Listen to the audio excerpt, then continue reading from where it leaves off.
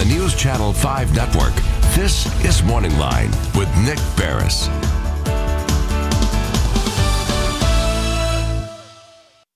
Good morning, everyone. Thanks for joining us on Morning Line. Nick Barris coming to you on a Tuesday.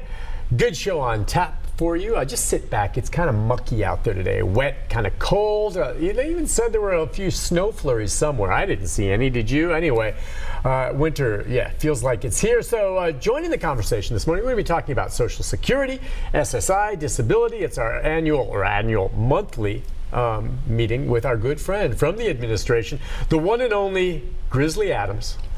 Josh. Hey, good morning. We were just commenting on his scruffy beard. Now, actually, it's not scruffy. It looks quite nice. It's full, it's dark, and I think that's a good look, especially for the winter. Even though his wife is less than enthused.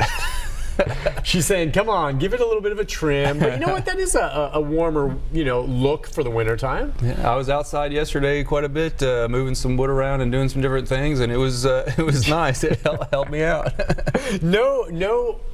Is there a dress code or some kind of facial hair code within the Social Security Administration? Actually, no, there's not. No. I mean, for instance, I don't think that I couldn't grow a beard like that anyway. Mine would be all blech and splotchy, but probably not something I could grow here on the job because, they want me to look a certain way right now. They might be okay with it. Who knows?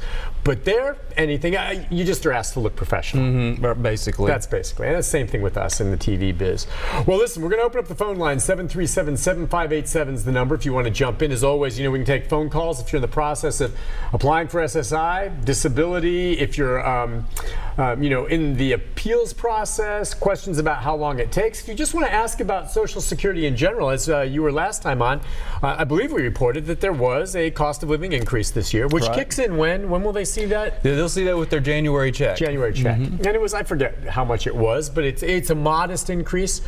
But it was, I think more than we've seen in a few recent years. Well, the good news is, the cost of living increase was 2.8%. But what's really the good news is that Medicare premiums only went up by $1.50. Yeah. So that means that pretty much everybody will see, or most folks will see, an actual increase, and it's not just going to be sucked up by the Medicare premium increase this year. I think that's awesome. So there was a little bit of that. So if you want to call, ask questions along those lines. I actually have a question for you. My wife, and this may have happened to you. We all know about identity theft and how crazy that was. She was contacted, I think, through Apple, that someone had somehow gotten hold of her Social Security number and was in the process of trying to change her password to get into her computer, gosh knows what else. And the beautiful thing about this is a lot of the credit card companies, Apple and other companies, have alerts that will contact you.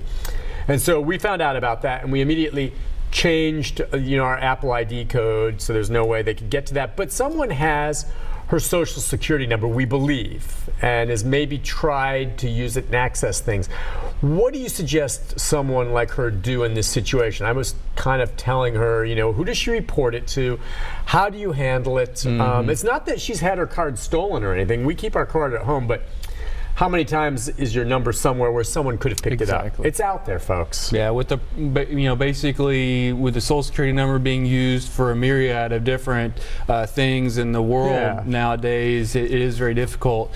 And basically, we tell folks that call in or folks that have possibly had their Social Security number compromised to call those credit bureaus, Experian, TransUnion, or Equifax. And I believe you only have to call one of them, and they communicate with each other, but put a freeze on your account. And you can do that preemptively too. No, what do you mean put a freeze on what account? So you can call them and talk to them and basically put your account in a freeze to where if you want to, say, sign up for a new credit card, you've got to call them, identify yourself, go through a process for them to unfreeze it just long enough for you to get your credit card, and then it'll basically go back into a frozen status. So that's something that I've done just kind of preemptively, just to make sure, because everybody primarily for credit cards and things like that use those credit bureaus you just got to remember that you did it. Otherwise, if you just walk into Lowe's or wherever else and try to get a card, then you'll have problems. But if you already have your cards and you're not in the market for a lot of other ones, just freeze that stuff. And I'm just wondering, this day and age, there are so many checks and balances, which is good, and there are a lot of ways for folks to steal identities beyond Social Security numbers.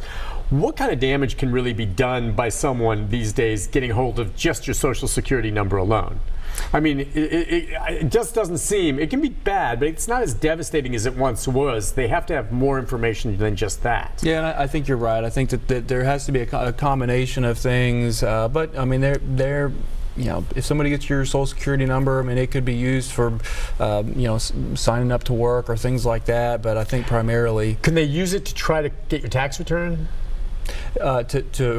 Somehow to obtain it? Yeah, to have it, send it and say, I have a change of address, send my tax return check to me here, using the number they stole from you. I haven't heard that. I haven't heard that. Would there be any reason to report the fact that you think your number's been compromised to you, to Social Security? Should you call and report it and say, hey, or there's no reason for that? There's not really anything that we can do, but I'll tell you one of the best things to do is to go ahead and sign up for a My Social Security account. I know we talk about it just about every time, but if you sign up for a My Social Security account and you feel like maybe something you know, happened, you can go ahead and get onto that, you're on your account, and make sure that things haven't happened, like, you know, somebody messing around with changing your address or changing your direct deposit information, things like that. You'll be able to jump on the computer anytime and take a look at that, and of course you can make changes yourself when you need to. Okay, I mean, that's pretty good. All right, well, I just thought I'd bring that up. It's frustrating, you know, for anyone who has their card stolen or identity theft in this day and age. And you know, if nothing else, it's a dang headache. And I would like to take a sledgehammer to the head of the people who do this.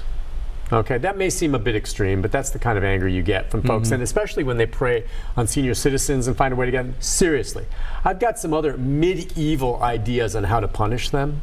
It's best that I am actually not in charge, because I would not be a benevolent despot. I would do horrible things to some of these people. I would give them their, you know, they'd go to court and we'd have to convict them first. And once we were sure we had the right individual, then they would pay an awful price.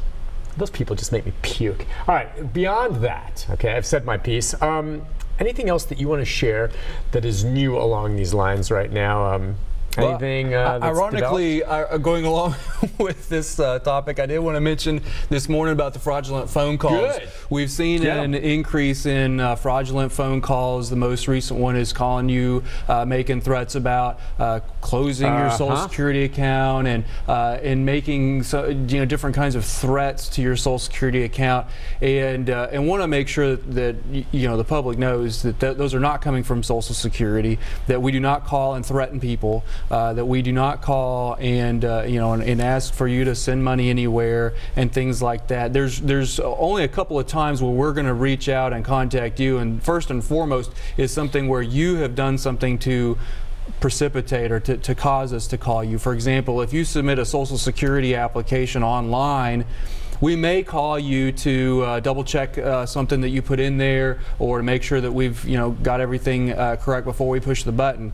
And the other thing is we're going to send you an official letter that says, hey, we need to contact you because of an overpayment on your account or something like that, and then we're going to call and talk to you about it. But there's never a time where we're going to call and threaten you or cause you to send money to some random location somewhere, different things like that. And unfortunately, we've seen an increase here lately going around in a few different forms, and want to make sure that you do not fall victim to any of this kind of nonsense. Are these robocalls usually, or is there someone on the other line saying this, an actual person calling, and it's very hard to trace them, of course, but as calling and is walking you through this and trying to get your personal information? Yeah, I believe there's kind of a combination, but I'll tell you, some of these robocalls are getting so realistic now that it's very, very difficult. It's getting more and more difficult to tell what's a robocall and what's an actual human. Yeah, I've had a few of those. Now, when you're certain, and as you just heard from Josh, okay, they're not going to be calling you to tell you that you've done something wrong and they're coming to get you and they're going to shut down.